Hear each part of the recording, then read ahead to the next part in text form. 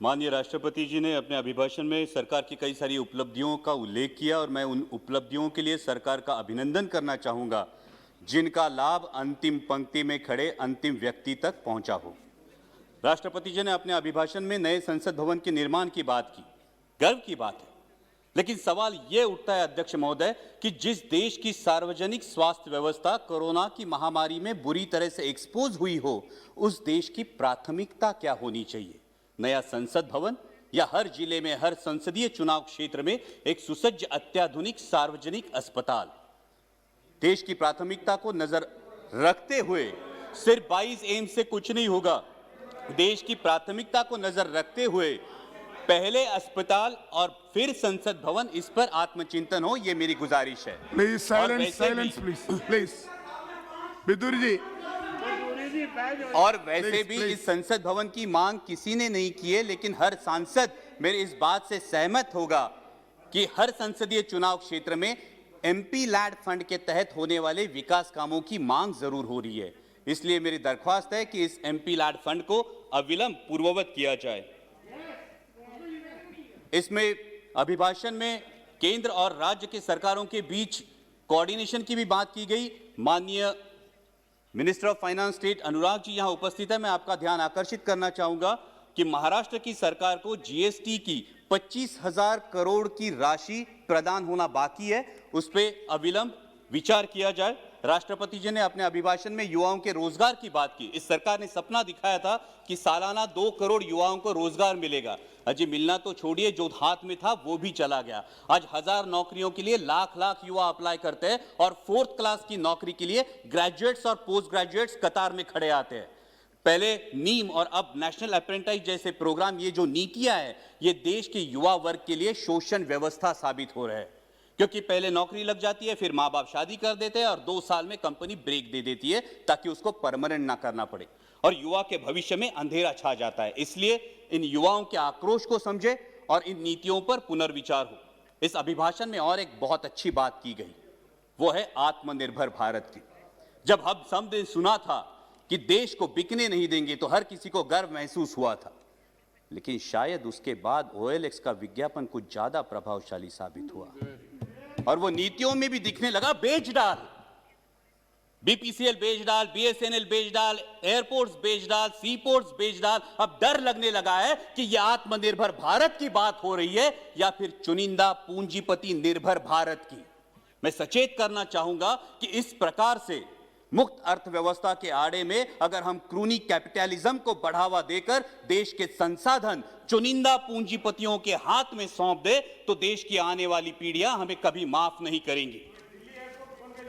इसमें राष्ट्रपति जी के अभिभाषण में किसानों की योजनाओं की बात की गई, लेकिन आज जो हमारे अन्नदाता, हमारे किसान भाई दिल्ली की सरहदों पर आंदोलन कर रहे हैं, जिसमें 200 से भारतीय, मैं भारतीय कहूंगा, 200 से भारतीय शहीद हुए, उनके प्रति कोई संवेदना इस अभिभाषण में नहीं दिखाई दी।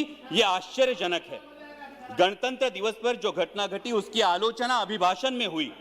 हिंसा का कोई समर्थन नहीं हो सकता, ना ही होना चाहिए, लेकिन उसके उपलक्ष्य में, sir please let me continue, हिंसा का कोई समर्थन नहीं हो सकता, ना ही होना चाहिए, लेकिन उसके उपलक्ष्य में इस किसान आंदोलन को बदनाम करने की जो साजिश रची गई वो निंदनीय है। पहले बताया गया कि सिर्फ पंजाब के किसान हैं, फिर बताया गया कि ये तो आड़तीय है, फिर बताया गया कि ये खालिस्तानी है। Please sit down. Vidur ji, Vidur ji, honourable member Vidur ji, बैठिए बैठिए। Vidur ji please take your seat.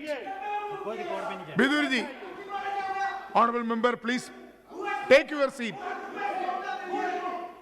So please bring house in order. Why you are angry? Sir अगर You sit down there. Sir अगर ऐसे बोलेंगे, कल इनके नेता भी बोलेंगे, तब हम बीच में चलाएंगे, फिर अच्छा होगा सर। No, why? ये जानबूझ के है। Whenever you, Vidur ji, whenever you will speak, at that time you can tell everything. Why you are stand up every time? Thank you, sir. Please. Sir, गणतंत्र दिवस में जो घटना घटी उसकी आलोचना अभिभाषण में हुई। हिंसा का कोई समर्थन नहीं हो सकता, ना ही करना चाहिए, लेकिन उसके उपलक्ष्य में इस किसान आंदोलन को बदनाम करने की जिस तरह से साजिश रची गई वो निंदनीय है।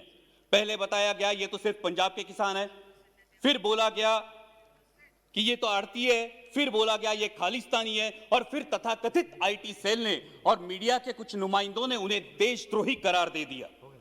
मैं पूछना चाहूंगा कि सर, जो बाप अपने 18 साल के नौजवान बेटे को बोलता है उठ तुझे फौज में भर्ती होना है, तूने बेल्ट की नौकरी करनी है, जो मां अपने बेटे को बॉर्डर भेजते हुए बोलती है कि अगर दुश्मन ने देश पे गोली चलाई तो तूने अपना सीना आगे कर देना है, तो वो देशद्रोही कैसे दिए जाते हैं? सर, आज बेटा सियाचिन में -डिग्री सेल्सियस में देश की रक्षा कर रहा है और उसका 70 साल का बूढ़ा बाप दिल्ली की सरहदों पर अपने हक के लिए कड़ाके की सर्दी में आंदोलन कर रहा है, तो किस मुंह से बोलेंगे जय जवान जय किसान? और सर, आज तो देश को 2 नए शब्द मिले हैं, उसमें से एक है आंदोलन जीवी। मैं शुक्रगुजार हूं इस शब्द के लिए, कारण महाराष्ट्रातले भाजपचे नेते सतत उठसूट आंदोलन करत होते, त्यांना काय म्हणायचं ते आम्हाला या शब्दामुळे कळलं। पण ज्या कष्टकरी वर्गासाठी आमचे बाबा आढावांसारखे सामाजिक कार्यकर्ते वयाच्या 90 ठामपणे उभे राहतात, ते मात्र महाराष्ट्राचा अभिमान है। लेकिन मैं पूछना चाहूंगा सर आपके माध्यम से कि जिस देश की स्वतंत्रता की बुनियाद ही आंदोलन हो, उस देश में इस बात का प्रयोग कैसे किया जा सकता है? सिर्फ 1 मिनट में कंक्लूड करूंगा सर।